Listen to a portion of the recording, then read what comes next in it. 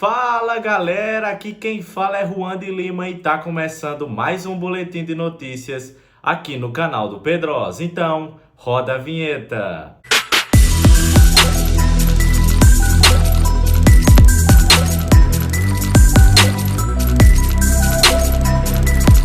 Muito boa tarde, torcedor vascaíno, muito boa tarde, torcedora vascaína. Aqui quem fala é Juan de Lima em mais um boletim de notícias aqui no canal do Pedrosa. Nesta segunda-feira, a volta aí da semana do Vasco, dia 8 de maio, a gente vai estar atualizando você com tudo o que tem acontecido com o Vasco, inclusive com informação exclusiva. A gente vai trazer aqui informação sobre essa questão, muita gente falando sobre possíveis dívidas do Vasco, que o Vasco não pagou nada em relação a Lucas Piton, em relação a Léo Pelé. A gente também vai falar sobre a informação em relação a Andrei, se ele vai ou não jogar, porque vai ter jogos aí da seleção sub-20, se Marlon Gomes vai ou não jogar também, saiba tudo aqui no vídeo. E também a gente vai falar sobre reforços e a reforma de São Januário, que eu também tenho informação aqui para dar para você. Por isso, peço mais uma vez a você para deixar o like aqui no vídeo, aperta aqui no botão do gostei, não custa nada, ajuda demais a gente, então conto demais com sua ajuda. Se você não é inscrito no canal, se inscreva aqui no canal e ative o sininho das notificações para não perder nenhum vídeo do Vascão. Bem, para começar aqui o vídeo, a gente tem que falar sobre esse início de semana, né? O Vasco jogou no último sábado, às 9 horas da noite, no Maracanã, empatou com a equipe do Fluminense, uma partida ali um pouco em que o Vasco jogou um pouco mal, né? Principalmente no segundo tempo. Acho que o primeiro tempo o Vasco competiu, o Vasco foi um time ok, um time justo, foi competitivo, brigou pela bola, brigou pela posse, mas no segundo tempo o Vasco foi bastante retrancado e acabou que, mesmo tendo um empenho tático, mesmo tendo um esforço, era perceptível isso, mas acho que faltou um pouco, a postura do Vasco foi um pouco preocupante. O Vasco agora enfrenta a equipe do Curitiba na quinta-feira, lá no Couto Pereira, e deve viajar já na quarta-feira para Curitiba. Então o Vasco iniciou essa preparação, ontem foi de folga e hoje o Vasco já realizou treinos no CT Moacir Barbosa. E a informação que todo mundo quer saber é sobre: será que Andrei Santos e Marlon Gomes vão jogar contra o Curitiba? Porque o técnico Ramon Menezes convocou os dois jogadores para a seleção sub-20 e acaba que eles teriam que se apresentar junto à seleção para jogar amistosos, e o Vasco mantém Andrei pelo menos até o jogo contra o Curitiba, ou seja, ele vai jogar. Andrei Santos joga nesta quinta-feira e Marlon Gomes vai se apresentar à seleção sub-20, ou seja, Marlon não vai jogar quinta-feira e Andrei Santos vai.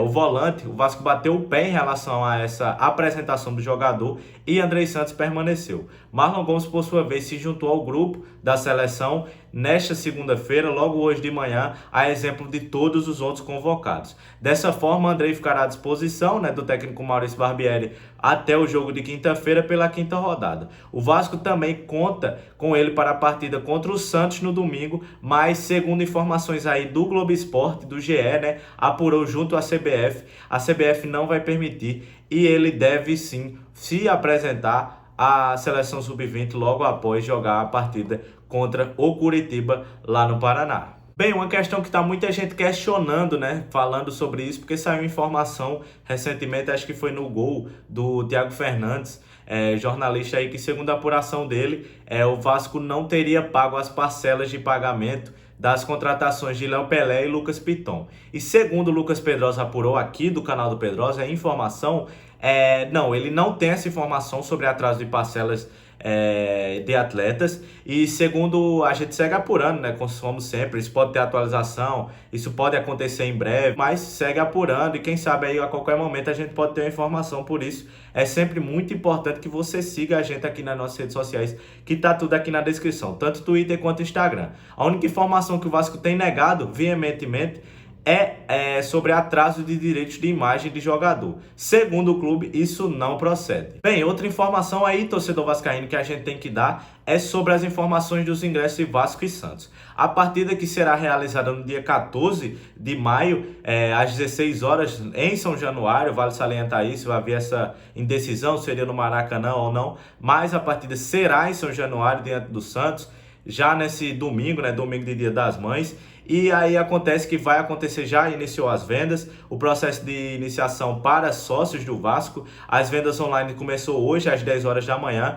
Para o público geral deve abrir apenas no dia 11 às 10 horas da manhã. O encerramento das vendas também será no próprio dia 14. Vale salientar aí que tem as ordens de compra, né? A primeira ordem de compra são os estatutários e os sócios torcedores de Dinamite Eterno. A segunda ordem de compra é o Colina Mais e Gigante de 5 estrelas. A terceira ordem de compra é também do Caldeirão Mais e Gigante 4 estrelas. E a quarta ordem de compra é aí o Colina e o Gigante 3 estrelas. Vale salientar, cada uma tem suas horas. O meu sócio é o Caldeirão Mais, então acaba que só vai abrir amanhã às 10 horas da manhã que eu vou conseguir comprar o ingresso. E aí, torcedor, você vai se fazer presente nesse domingo do Dia das Mães, no jogaço entre Vasco e Santos? Comenta aqui, fala aqui pra gente, beleza? Além disso, torcedor vascaíno, o Vasco deve promover uma audiência pública sobre uma proposta de alteração no estatuto nesta segunda-feira no YouTube. O Vasco tem aí os primeiros 100 sócios, já enviaram e-mail para receber essa confirmação de suas inscrições, e a audiência acontecerá amanhã no YouTube da Vasco TV a partir das 19h30 para aí essa proposta de novo estatuto do Vasco, um estatuto mais moderno, um estatuto que condiz em relação também a essa situação aí da SAF, como o Vasco deve agir, né? Então é super importante a gente estar sempre atento, porque a associação ainda tem 30% do futebol do Vasco, então vamos ver o que é que vai acontecer aí em breve. Bem, agora vamos falar sobre jogador, né, sobre reforços. E aí a apuração que eu consegui fazer nos últimos dias é sobre o Cuejá. Muito tem se falado sobre ele, sobre também a questão do Inter. E sim, pelo que eu consegui apurar, o Inter está um passo à frente do Vasco em relação à contratação de Gustavo Cuejá. Isso porque Gustavo Cuejá está com um contrato perto de se encerrar, então talvez ele consiga essa liberação. Eu já tinha dado informação aqui no vídeo anterior, atualizando sobre essa situação, e Gustavo Cuejá quer sim ser liberado do time que ele joga lá na Arábia. Ele joga no Al-Ittihad e ele gostaria de ser liberado e voltar para o Brasil. Aí entra a concorrência, né? Entra a concorrência do Inter. O Inter tem um passo à frente e fez uma oferta de salário, pelo que eu consegui apurar, melhor do que a do Vasco. É uma oferta de salário muito boa e muito tentadora. Pelos valores que eu consegui apurar, gira em torno de cerca de R$700 mil de salário, fora os extras, luvas e etc, porque ele deve vir de graça. Então, é um salário muito alto, é um salário que atrai muito jogador. Então, vamos ver qual vai ser o que o Vasco vai fazer. Isso porque vale salientar que um salário de 700 mil provavelmente hoje seria o maior salário do Vasco. O Vasco paga aí cerca de 500 a 600 mil por Pedro Raul, que é o que mais recebe, junto ali com o Jair. Então, acho difícil que o Vasco vai fazer uma proposta que seja equiparável, né, nesse sentido. Então, vamos ver o que é que vai acontecer em breve, mas a informação é que o Inter está um passo à frente do Vasco nesse momento. Claro, as coisas podem mudar, o Vasco pode fazer uma proposta melhor, quem sabe?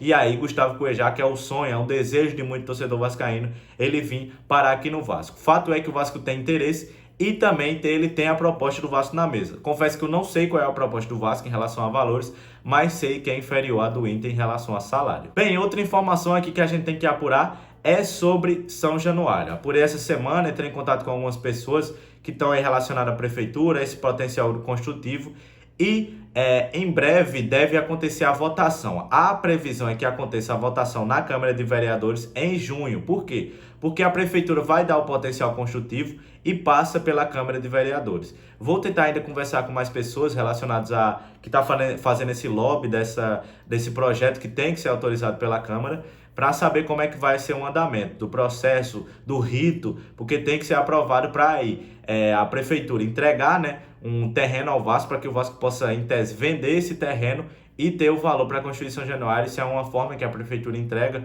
para fomentar essas construções civis, fomentar novas áreas, porque a prefeitura tem bastante interesse em São Januário reformado, São Januário com mais capacidade, gera renda tanto para o clube quanto para a prefeitura, para a cidade.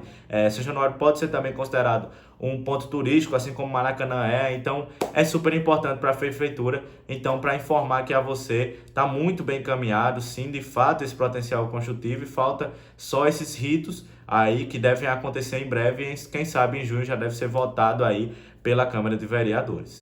Então é isso, torcedor vascaíno, vídeo com muita informação, apurando aí, tava um pouco tempo sumido, enfim, muita correria em relação à universidade, outros trabalhos também que eu faço, mas a gente também deve ter conteúdo novo aqui no canal, um conteúdo diferente, então aguarda aí, se inscreve aqui no canal, deixa o like se você não deixou, desejo a você uma ótima tarde e valeu, tchau!